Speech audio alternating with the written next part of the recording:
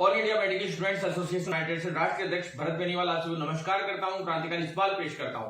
जैसा कि आप सभी को पता है साथियों कि हमारा संघर्ष निरंतर जारी है और उस संघर्ष के अगले क्रम में जो सबसे पहला मुद्दा है वो हमेशा अभी लगातार मेरा सीएचओ रहता है। आप सभी को पता है क्योंकि सीएचओ वाले साथियों ने हमेशा साथ दिया और मैं हमेशा से उनके लिए करता आया हूं, लगातार उनके लिए लड़ता आया हूं। 2015 से लड़ता हुआ आया हूं। सीएचओ वर्ड हम पूरे इंडिया में हम लोग लेके आए थे जब कुछ भी ध्यान नहीं था। एज ए जूनियर डॉक्टर की यह पोस्ट थी, नर्सेज को दवा लिखने का अधिकार चाहिए था। लगातार हमारा संघर्ष रहा और उसमें हमने एज ए जूनियर डॉक्टर के रूप में सीएचओ को हम लेके आए पूरे इंडिया लेवल पे। और फिर उसके बाद ये भर्तियां करवाई पूरे राजस्थान ही नहीं, अभी तो पूरे इंडिया लेवल पे आयुष्मान भारत योजना के तहत पूरा सिस्टम हमने तैयार करवाया और इस कैडर की डिग्निटी मेंटेन रहे इसके लिए आयुर्वेद को भी इसमें शामिल करवाया कि एज ए डॉक्टर्स है वो भी तो लगातार ये इक्वलिटी रहे और डिग्निटी मेंटेन रहे, एक अच्छा प्रोफेशन बन के ये रहे।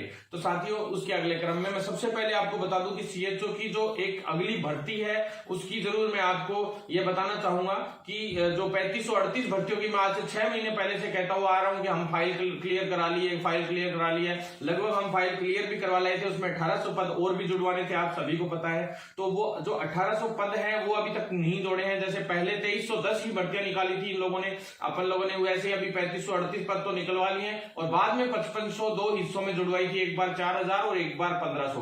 तो इसी तरह से अब 3538 जो वैकेंसियां हैं उसके अंदर 1800 और जुड़वाएंगे और जल्दी इसको 5300 के करीब करवाने की पूरी संभावना है। लेकिन इसमें साथियों मैं आपको बता दूं एक बड़ी समस्या सामने जो आ रही है, लगातार वो उसके लिए हम संघर्ष भी कर रहे हैं। लगातार हम लोगों ने जयपुर में भी सभी अधिकारियों से, एनएचएम एमडी साहब से, पीडी साहब से और जो उच्च अधिकारी हैं वैभव गलेरिया जी हैं जो अभी चिकित्सा शासन सचिव एक तरीके से जो काम देख रहे हैं मुख्य रूप से चिकित्सा विभाग के, तो उनसे हम लगातार मिल भी रहे हैं और उनसे जिन जिन मामलों में हम लगातार मिले हैं 7 दिन में, जो ये 7 दिन थे वो सारी चीजें मैं आप लोगों को डिटेल से बताऊंगा। आज के मुद्दे मुख्य रूप से सीएचओ से संबंधित है। दूसरा सबसे मुख्य मुद्दे हैं एलटीआरटी की जो वैकेंसी है, ईसीजी की जो वैकेंसी है उसकी जो आगे की सूचियां जारी होनी है और नियुक्ति आदेश जारी होने हैं उनसे संबंधित, और जो आगे प्रयोगशाला सहायक, फार्मासिस्ट और जो अदर वैकेंसीज हैं दंत चिकित्सक से संबंधित और कई जो वैकेंसीज हैं उनसे संबंधित हमने,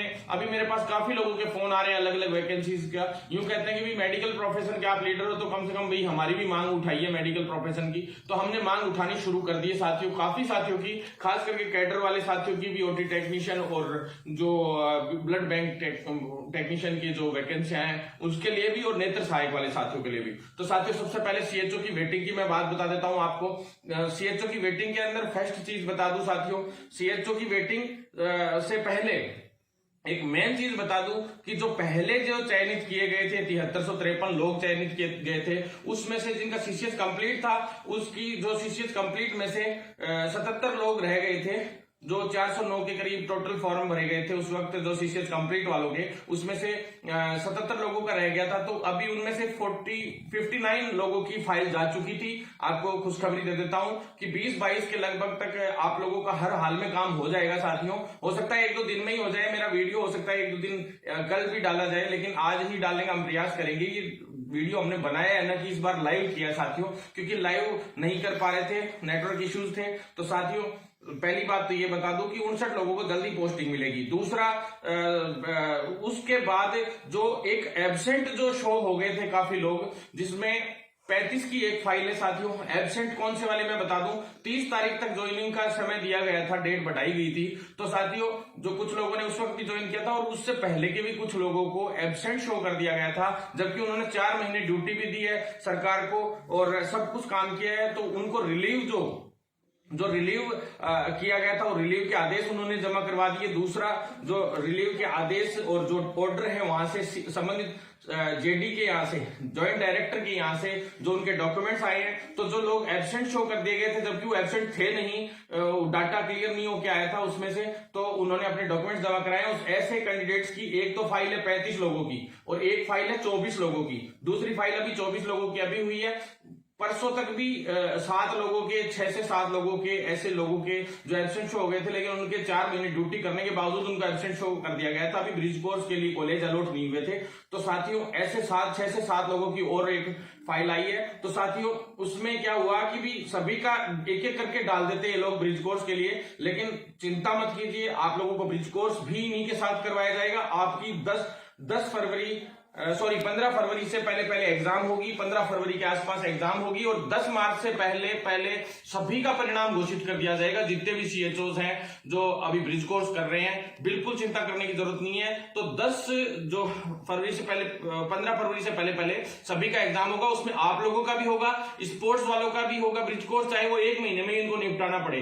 दूसरी वेटिंग वाले जो साथी लोग हैं उनके लिए भी होगा, और जो जैसे किसी के बैग लग जाती है गलती से ब्रिज कोर्स में, तो उनके साथ भी बिठा के, चाहे वेटिंग वालों का या कैसे भी समाधान हो, सभी का समाधान उसमें किया जाएगा और जल्द से जल्द ज्वाइनिंग भी दी जाएगी। तो ऐसे साथी जिनका डाटा बिल्कुल फ्रीज नहीं हो पा रहा है साथियों, वेटिंग हम लोग निकलवा देते, सारी बात है अधिकारियों का ये कहना है कि हम वेटिंग का एग्जैक्ट डाटा नहीं निकाल पा रहे हैं, और वो एग्जैक्ट डाटा सारी चीजों की एब्सेंट सूची आ गई है, लेकिन एक एब्सेंट सूची ऐसी है कि जैसे अब इनको एब्सेंट शो कर दिया गया, अब इनका जेडी के यहां से प्रेजेंट शो हो रही है। 4 महीने का मामला है साथियों, आप सभी को पता है कि भी 4 महीने की इन्होंने ड्यूटी दी है, तो इनको एब्सेंट शो करना गलत। तो इन साथियों का डाटा फ्रीज हो जाएगा, और डाटा फ्रीज होते ही जैसे 35 लोगों की तो एक फाइल चलेगी, 24 की एक, तो ऐसे मिला के सभी को अभी जल्द ही इन लोगों को ब्रिज कोर्स की कॉलेज अलॉट होगी। उसके बाद एग्जैक्ट डाटा आते ही वेटिंग की सूची जो है पूरी जारी हो जाएगी साथियों। बाकी सारी एब्सेंट सूची जो थी पहले की वो तो आई पड़ी है, टेंशन लेने की जरूरत नहीं है, सारी क्लियर हो गई है लगभग। तो एग्जैक्ट डाटा फ्रीज होते ही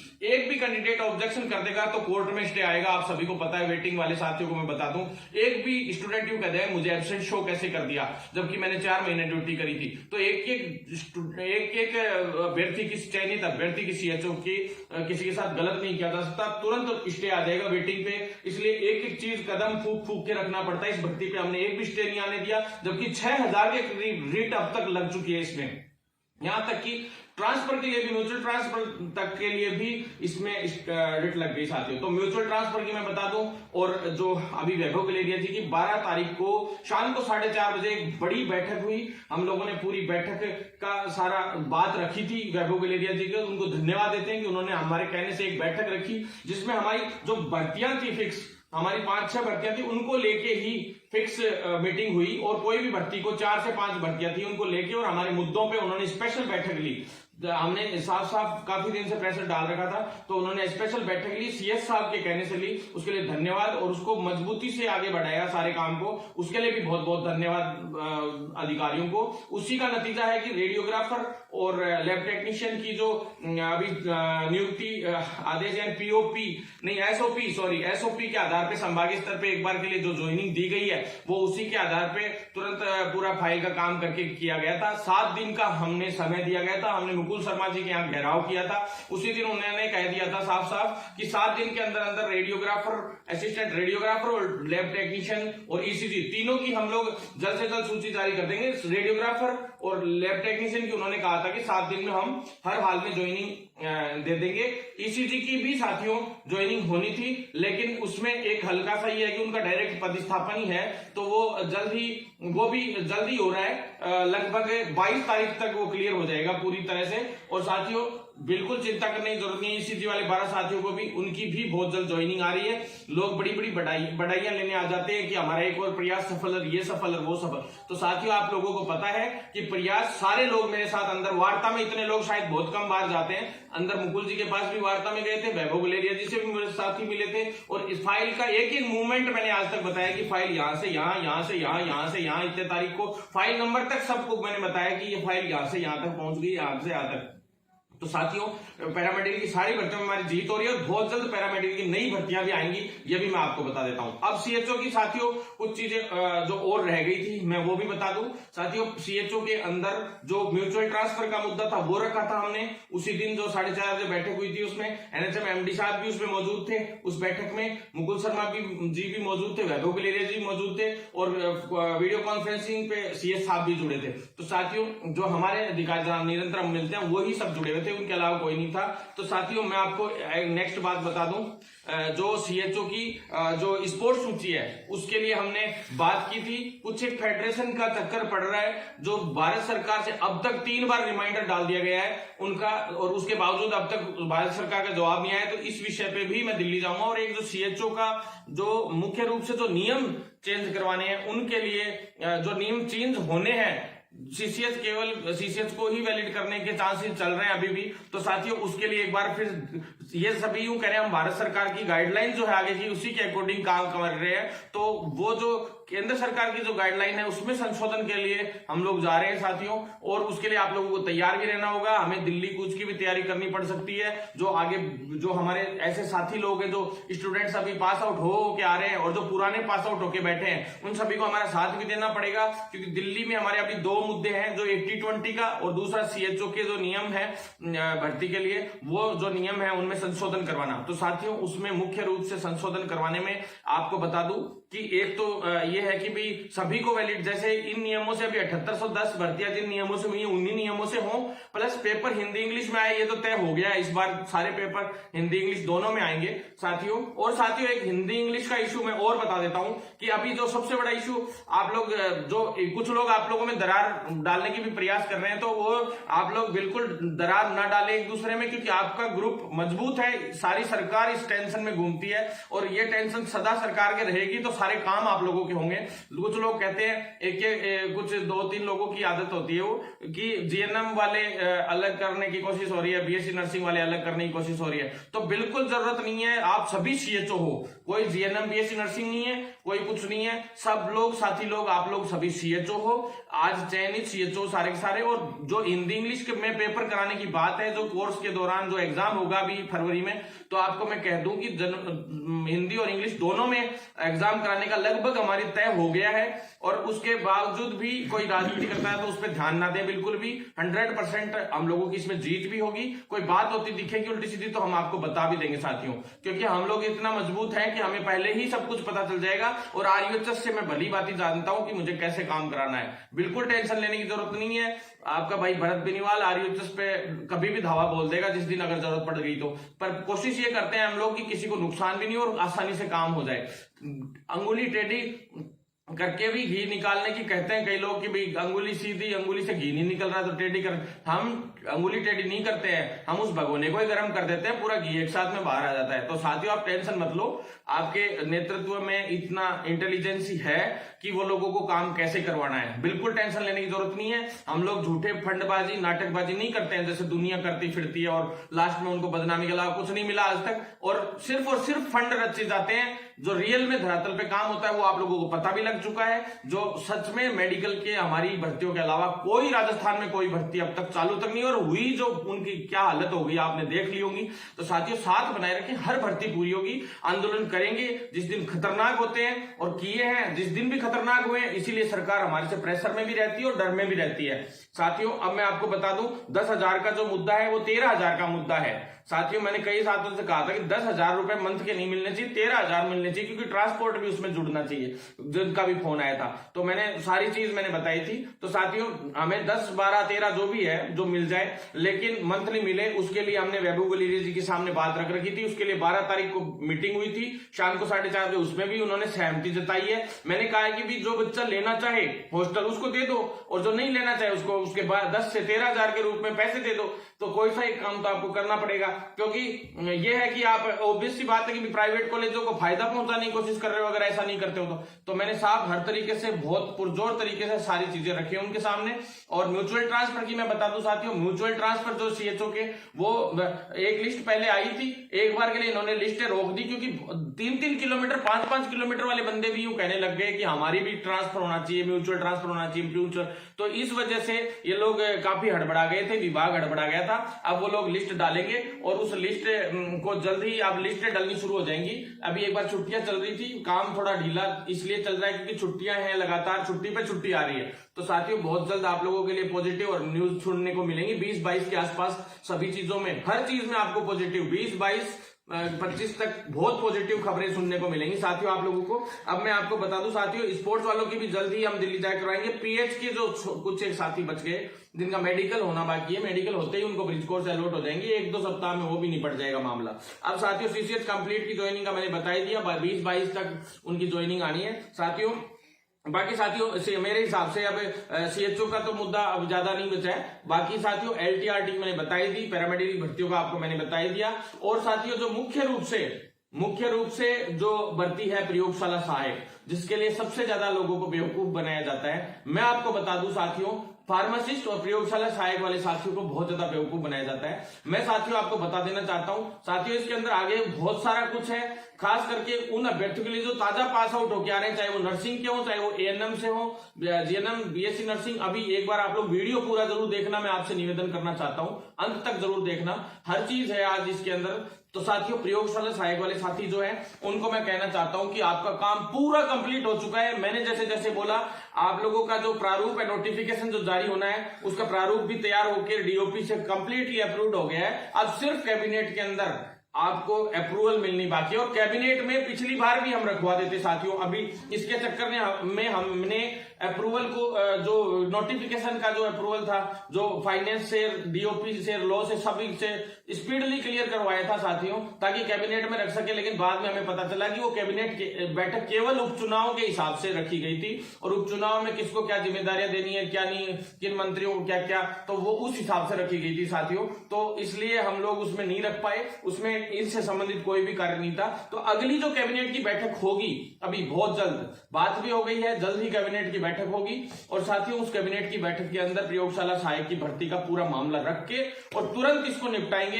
आपको बिल्कुल टेंशन लेने की जरूरत नहीं है। जब से मैं आया हूं इस भर्ती में, 2 महीने के अंदर अंदर, सिर्फ 2 महीने में, आप अधिकारियों से पूछ लीजिएगा कि इस 2 महीने में पूरा मूवमेंट हुआ इस फाइल में। बाकी इससे पहले कोई मूवमेंट नहीं था। 2 महीने 8 दिन हो चुके हैं साथियों जिसमें ये फाइल को पूरा मूवमेंट हुआ है। तो साथियों आप लोग साथ बनाए रखे प्रयोगशाला सहायक वाले। अगर राजनीति का शिकार फिर से हुई तो ये भर्ती वापस गड्ढे में चली जाएगी। इसलिए आपसे निवेदन कर रहा हूं कि साथियों आप लोग सभी जगह से, चारों तरफ आप लोग प्रयास करके आ गए थे 2-2.5 साल से। अब अंत में जब आप लोगों को भी पता है कि लास्ट में सभी लोगों ने, मतलब अजय भाई, जोशी जी, संजय जी, सभी लोग जो साथी लोग थे जो लगातार इसके लिए संघर्ष कर रहे थे, उन साथियों को ने बहुत रिक्वेस्ट की, मेरे पीछे पड़ गए थे सभी साथी लोग कि आपको आना ही पड़ेगा हमारी भर्ती में कैसे भी, क्योंकि बाकी भर्तियां मैं निपटा के ला रहा था, तो उनको लगा थोड़ा सा कि हाँ करवा सकते हैं कुछ ना कुछ। तो साथियों अब हम लोग मजबूती से, अधिकारी आपको पता है आपके भाई की कितना ध्यान रखते हैं, नहीं तो लोग तो ये कहते हैं कि अधिकारी नहीं मानते, मंत्री नहीं मानते, तो हमें सीएमओ जाना पड़ता है। उस सीएमओ के चक्कर में सभी अधिकारी चिड़े बैठे रहते हैं और बहुत परेशान होते हैं। वो लोग खुद कहने लग गए कि हम लोग इस भर्ती को भी बाइंड अप कर रहे हैं, उस भर्ती को भी बाइंड अप कर रहे हैं। तो साथियों मैं आपसे निवेदन कर रहा हूं कि आप लोग साथ बनाए रखेंगे तो सारी भर्तियां कंप्लीट होंगी, और अधिकारियों की इज्जत करना सीखे तो अधिकारी आपका काम भी करेंगे साथियों। तो साथियों इसके बाद प्रयोगशाला सहायक वाले साथियों का पूरी फाइल तैयार है कंप्लीटली, ब्रिज कोर्स का भी सारा तैयार करवा दिया था, सब कुछ अपन ही करवा के लाए हैं। औरों की तरह यूं नहीं कहते कि सर्कुलर से फाइल जाएगी फलाना दिखाना। तो सर्कुलर तो साथियों आपको सबको पता ही है, सर्कुलर यही है कि कैसे सर्कुलर से फाइल जाती है, स्वास्थ्य विभाग से फाइनेंस से फिर स्वास्थ्य विभाग, फिर लॉ में, फिर लॉ से वापस स्वास्थ्य विभाग, फिर डीओपी में, फिर इस तरह से फाइलें मूवमेंट करती हैं। ये सर्कुलर ही होता है। लोग यूं कहते हैं सर्कुलर से फाइल जाएगी, अरे काहे की सर्कुलर से, सर्कुलर तो एक बना ही हुआ है, उसी सर्कुलर के अकॉर्डिंग हम लोग कर रहे हैं सारा काम। तो साथियों आगे की बात मैं आपको बता दूं, ये प्रयोगशाला सहायक वाले जितने भी साथी हैं, बिल्कुल आपकी दीपावली बहुत शानदार जाने वाली है आपकी। इसके बाद कैबिनेट में जाएगी, कैबिनेट के बाद पब्लिश में जाएगी, पब्लिकेशन में जाएगी, पब्लिकेशन के बाद अधिसूचना जारी होगी। अधिसूचना के लिए जो है विभाग के पास, कैबिनेट के बाद विभाग के पास आएगी, स्वास्थ्य विभाग के पास, और वो अधिसूचना वापस भेजेंगे और वहां से पूरा का पूरा काम होकर आपकी चयन सूची जारी होगी। और अब मेरा प्रयास ये है कि मैं दीपावली पे आपको खुशियां दे सकूं। मैंने पूरी ताकत झोंक रखी है साथियों। दीपावली से पहले अगर कैबिनेट की बैठक हो गई तो जल्दी चयन सूची आप लोगों को दीपावली से 5-10 दिन नीचे या 5-10 दिन ऊपर हर हाल में आपकी चयन सूची जारी हो जाएगी। ये मैं आपको वादा करता हूं। बस साथ बनाए रखें और दिमाग से चलें। आड़ू पड़े से नहीं साथियों। इसके बाद फार्मासिस्ट भर्ती की भी मैं बता दूं, फार्मासिस्ट ये वो भर्तियां हैं सारी जिनमें लगातार मैं अभी प्रयासरत हूं साथियों। नई भर्तियों के बारे में मैं आपको बताऊंगा, इसलिए आप वीडियो में बने रहेंगे और ज्यादा से ज्यादा वीडियो को शेयर भी करें, एक एक साथी तक ये वीडियो जरूर पहुंचे साथियों, क्योंकि जब तक सभी साथियों तक ये वीडियो नहीं पहुंचेगी हम कुछ बहुत बड़ा करने जा रहे हैं। इंटरनली हमारा उस पर पूरा काम और फोकस उसी पे है एकदम। और साथियों आप सिर्फ साथ बनाए रखेंगे और साथ देंगे, शेयर करेंगे ज्यादा ज्यादा वीडियो, तो एक एक साथी तक हमारा वीडियो पहुंचेगा, वो आंदोलन से जुड़ेंगे। और मैं आपसे निवेदन करना चाहता हूं, जो भी साथी लोग अपनी नई भर्तियां चाहते हैं और जो हमारा मेडिकल प्रोफेशन में जो भी बदलाव चाहते हैं या उनका कोई काम रुका पड़ा है भर्तियों से संबंधित, कैसे भी करके हम करवा सकते हैं आंदोलन करके और साथ देके, तो आप हमसे साथ बनाए रखें साथियों। हम हर तरीके से आप लोगों के साथ हैं। तो साथियों फार्मासिस्ट भर्ती के लिए मैं बता दूं आपको, फार्मासिस्ट भर्ती के अंदर एक जो कुछ लोग कह रहे हैं सीएमओ लेवल पे फैसले होंगे, ये होंगे वो होंगे, तो मैं आपको बता दूं साथियों कुछ भी नहीं है, मंत्री लेवल पे जरूर फैसला होना है। सीएमओ लेवल तक फाइल जाके आ चुकी है साथियों। कुछ लोगों ने प्रेशर डाल रखा है साथियों, बिल्कुल सही तरीके से हमारी फाइल चल रही है। 99.99% अब तक सिर्फ और सिर्फ लिखित परीक्षा का डिसीजन है। इसके बाद प्रेशर खूब चल रहा है, कुछ लोगों ने हमारे साथ दगा किया, उसका नुकसान भी हमें भुगतना पड़ रहा है, पर कोई दिक्कत नहीं है साथियों, हम इसको लिखित परीक्षा से ही कराएंगे और 4105 ही पद लेके आएंगे, आप टेंशन मत लो, सारे काम हो रहे हैं। लेकिन इस कैबिनेट की बैठक में जो अब अगली कैबिनेट बैठक होगी, इसमें सिर्फ प्रयोगशाला सहायक का रहेगा, फार्मासिस्ट भर्ती का उससे अगली कैबिनेट बैठक में रखा जाएगा, क्योंकि इसमें अभी कुछ चीजें और रह गई। कोऑपरेटिव वालों के अलावा नियम संशोधन हो गया, सारे काम हो गए, लेकिन उसके बावजूद इसमें जो है ये इस कैबिनेट में नहीं रखने दे रहे हैं। लेकिन कोशिश हम लोग करेंगे कि इसी कैबिनेट की बैठक में इसको रखवा के इसका समाधान करवाएं, लेकिन अगली कैबिनेट तक तो 100% इसको रखवा के और इसकी विज्ञप्ति जारी कराएंगे। और मुझे ऐसा अंदेशा है कि साथियों इसकी विज्ञप्ति लगभग नवंबर 3rd या 4th वीक तक आ जाएगी, जहां तक मेरी संभावना है 100% आ जाएगी। आप लोग तैयारी जारी रखें, लिखित परीक्षा से तैयारी जारी रखें। अगर ये लिखित परीक्षा से भर्ती नहीं आई तो मैं भूचाल ला दूंगा। बस फार्मासिस्ट साथियों से ये कहना चाहता हूं, आप लोग बहुत कम लोग जुड़े हुए हो, आप लोगों से निवेदन है कि आप ज्यादा से ज्यादा मेरे से जुड़े, जिससे मैं इसको मजबूती से रख सकूं, चाहे वो यहाँ मंत्री लेवल पे हो, चाहे सीएम लेवल पे हो, चाहे विभागीय स्तर के अधिकारियों के लेवल पे हो। हमें दबाव बनाना होगा। LT RT और सभी काम हमारे हो रहे हैं, वो किस आधार पे हो रहे हैं आप सभी को दिख रहा है। LT वाले साथियों को मैं बता देता हूं, भर्ती 8 तारीख को बाइंड अप के लिए 8 तारीख को 12 तारीख को शाम को 4:30 बजे जो मीटिंग हुई है उसमें बाइंड अप का भी मामला रखा गया है साथियों। मैं आपको बता दूं, भर्ती बाइंड अप की बात रखी गई थी, लेकिन उस बाइंड अप वाली बात के अंदर मैंने एक स्पेशल बात ये रखी थी कि भी जो वंचित रह गए हैं उनका को न्याय मिलना भी आवश्यक है। तो साथियों एक बार के लिए उन्होंने कहा है कि भी हम अगली बैठक में इसका निर्णय करेंगे। तो साथियों एक बार, क्योंकि बाकियों को तो ज्वाइनिंग का भी हो ही गया है लगभग, और RT के लोगों को ज्वाइनिंग दिलाना इसलिए भी जरूरी था क्योंकि नहीं तो फर्जी लोग वापस से एंट्री करते किसी तरीके से। उन्होंने पूरे प्रयास कर रखे हैं, आपको दिख भी रहा है। MP काउंसिल से उन्होंने राजस्थान पैरामेडिकल काउंसिल तक लेटर भी भिजवा दिया। तो साथियों आप बिल्कुल टेंशन मत लो, हम लड़ाई लड़ रहे हैं। इनको ज्वाइनिंग करवाना इसलिए जरूरी था क्योंकि जो वंचित वाले हैं, अब इन्हीं के आधार पर वंचित वालों को आगे नई चयन सूची जारी करवाने का मौका मिल जाएगा। नहीं तो जब इनको दे दी तो हम लोगों को भी मिलनी चाहिए। तो साथियों ये बात हो जाएगी अभी आगे, आप टेंशन मत लो। आप लोगों के लिए लड़ाई हमारी लगातार जारी है, लोगों की तरह बेवकूफ बनाना या गोली देना हमें नहीं आता साथियों। दूसरी बात, LT के जो बचे हुए साथी हैं, एक एक बंदे की लिस्ट आएगी, बिल्कुल चिंता करने की जरूरत नहीं है। इनके पास अभी पात्र अभ्यर्थियों की अभी भी कमी है और सारी लिस्ट आप लोगों को मैं बता दूंगा, बहुत जल्द अपडेट करूंगा कितने लोगों की लिस्ट और आएगी। जितनों का डॉक्यूमेंट वेरिफिकेशन हुआ है उनके अकॉर्डिंगली लिस्ट आएगी, बिल्कुल टेंशन लेने की जरूरत नहीं है। इनके पास कमी है इसीलिए डॉक्यूमेंट वेरिफिकेशन कर रहे हैं, तो चिंता मत करो। मेरे साथी भूपेंद्र भाई, निर्मल भाई, सभी लोग इसमें लगे हुए हैं। भवानी भाई तो लगातार शुरू से संघर्ष कर ही रहे थे। JT भाई और विनोद यादव भाई, इन लोगों की भी संघर्ष को बहुत बड़ा सलाम कि लगातार वो हमारे साथ बनाए रहे और इन्होंने ऐसे जांच तक सबसे बड़ा सपोर्ट, सभी आगे बढ़ के इन लोगों ने कदम उठाया। उसी की बदौलत आज सभी को आज न्याय मिला है। जो वंचित पहले रह गए थे, 750 की लिस्ट से RT से बाहर हो गए थे। तो साथियों इसके बाद आ जाओ ECG में ब्रिजमोहन भाई और जो रोहित भाई, इनका लगातार संघर्ष रहा है और आप लोगों को जीत भी दिलाई इन्होंने। साथियों आगे जो 12 साथियों की है उसमें सरताज भाई, उसमें सुभाष नेहरा भाई, मुख्य रूप से जो एक्टिव कैंडिडेट्स हैं, जया जी, सारे लोग, ये इन लोगों को मैं धन्यवाद देता हूं। ये लोग लगातार आप लोगों के लिए भागदौड़ कर रहे हैं और बहुत जल्द बाकी साथी लोग जिनके मैं नाम नहीं ले पाया, 12 लोगों में 12 लोग सभी ने मिलकर बहुत अच्छा संघर्ष किया। उसी की बदौलत, आप लोगों की बदौलत ही आज ECG की आगे लिस्ट आई है। अकेला भरत बेनीवाल नहीं, आप सभी की संघर्ष की बदौलत थी साथियों।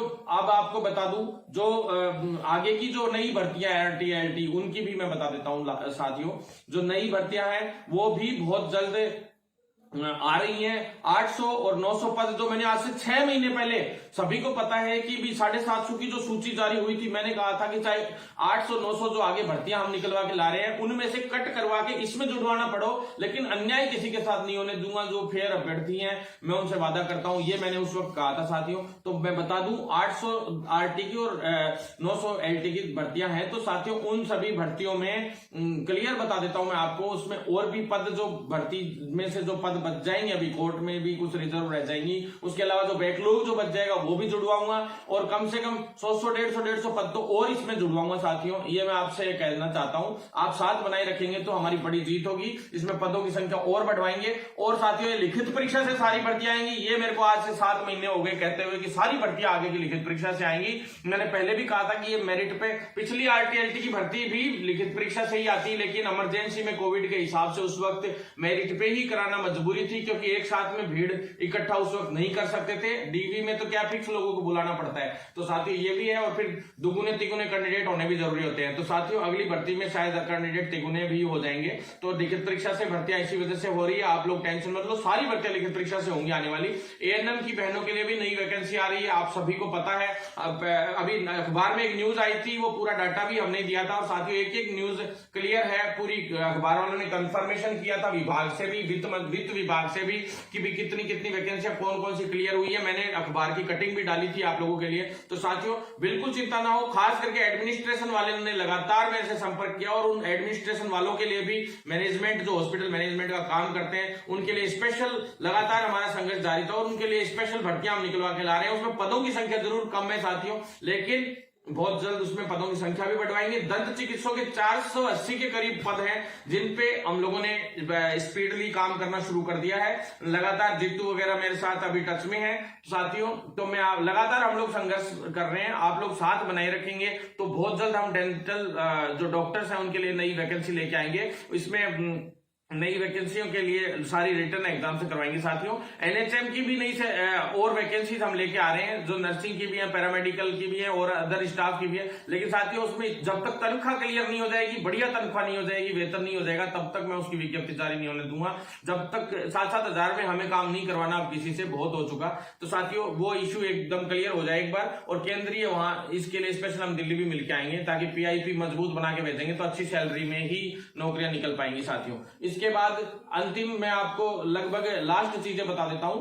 फार्मासिस्ट भर्ती की विज्ञप्ति की बताई थी मैंने, लगभग नवंबर लास्ट वीक या दिसंबर तक पहुंच गया मामला, क्योंकि साथियों क्योंकि अक्टूबर शायद ये लगभग अगली कैबिनेट बैठक है, इसमें कराएंगे, नहीं तो उससे अगली में हो ही जाएगा साथियों। तो लास्ट साथियों मैं आपको अंतिम बता देता हूं, और कोई जो भी इश्यूज है वो आप बता सकते हैं। नई नर्सिंग भर्ती है जो, अब उसके लिए मैं स्पेशल 2 मिनट बोलूंगा। क्लियर बात साथियों, नई नर्सिंग भर्ती बहुत जल्द लेके आ रहे हैं। जो 1800 के करीब पदों की मैंने फाइल बताई थी, उसमें से 1255 क्लियर हो चुके हैं वित्त विभाग से पद। लेकिन जो नए मेडिकल कॉलेजेस आ रहे हैं उनके अंदर भी हमने नई फाइल चलवा दी थी। उससे पहले भी जो पुराने मेडिकल कॉलेजेस थे उनके भी कुछ पेंडिंग पद थे, उन पेंडिंग पदों पे भी हमने रिक्त पदों की जो संख्या है वो भी हमने अभी आरएनसी को भी से भी मांगी थी कुछ चीजें, और कुछ चीजें हमने सभी सीएमएचओ ऑफिस से भी मंगवाई थी कि कितने पद रिक्त हैं, तो कि उन पदों को सृजित करवा के हम नई भर्ती करवा सके साथियों। तो जो नई भर्तियां हमें करवानी है उन सभी नई भर्तियों के लिए संघर्ष हमारा जारी है। लेकिन केवल 1255 भर्तियां ही नहीं, हमें कम से कम 8 से 10 हजार नई भर्तियां चाहिए, 6 से ऊपर तो चाहिए साथियों।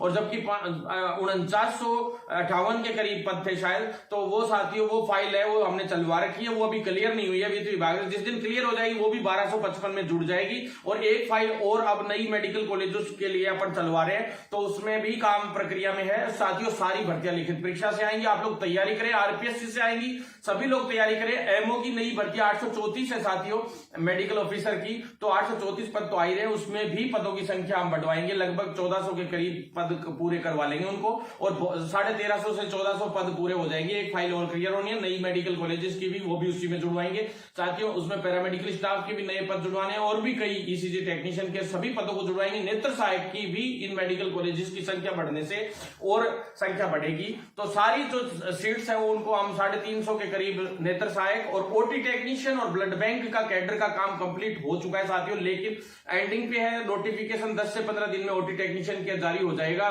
कैडर का। तो लेकिन वैकेंसी का भी इसी 1 महीने के अंदर अंदर नवंबर 2-3 वीक से पहले पहले हम हर हाल में ओटी टेक्नीशियन और ब्लड बैंक के कैडर का निर्माण तो हो ही जाएगा, लेकिन वैकेंसियां अभी 125 के करीब वैकेंसियां तो हो ही चुकी है, थोड़ी और पद बढ़ाने के प्रयास चल रहे हैं ओटी टेक्नीशियन में। नहीं तो विज्ञप्ति तो हम बहुत जल्द 10 दिन में भी जारी करवा सकते हैं ओटी टेक्नीशियन की, लेकिन पद बढ़वाने में लगे हुए हैं तो वो पद बढ़ जाएं। और वो फाइल हमने पूरी क्लियर कराई ली आप लोगों के सामने। सिद्धार्थ महाजन जी ने भी उस वक्त घोषणा की थी, अखबार में भी आ गया था सारा काम में हम लोग, और आसिफ भाई का मेन इसमें रोल था साथियों। बहुत मजबूती से उन्होंने मेहनत की, उसी का नतीजा है कि आज सारा काम क्लियर हो रहा है साथियों। हर काम हो रहा है प्रॉपर तरीके से, झूठा दिखावा नहीं है। हमारी 500 सूत्री मांगे नहीं है, 50 मांगे इकट्ठी करके 200 लोग वहां इकट्ठे कर लें, या रीट का मुद्दा उठा के रीट 2018 वालों को बैठा ले।